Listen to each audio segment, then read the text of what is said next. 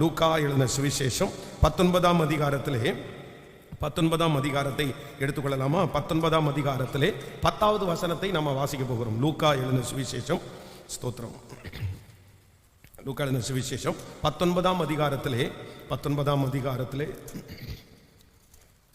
10வது வசனத்தை சேர்ந்து நம்ம வாசிக்கலாம். 10வது வசனம், இழந்து போனதை தேடவும் ரட்சிக்கவுமே மனுஷகுமாரன் வந்திருக்கிறார் என்றார். இன்னொரு விஷயம் கூட வாசிக்கலாம்.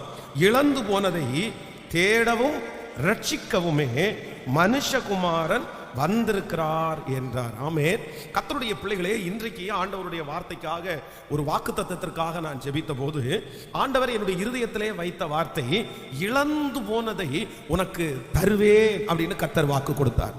ஆமென் சொல்லுங்கள். நம்முடைய ஆண்டவராகிய இயேசு கிறிஸ்து 2000 ஆண்டுகளுக்கு முன்பாக இந்த உலகத்திலே வந்ததற்கு ஒரு பெரிய நோக்கம், அதை இந்த இடத்துல சொல்லுகிறார்.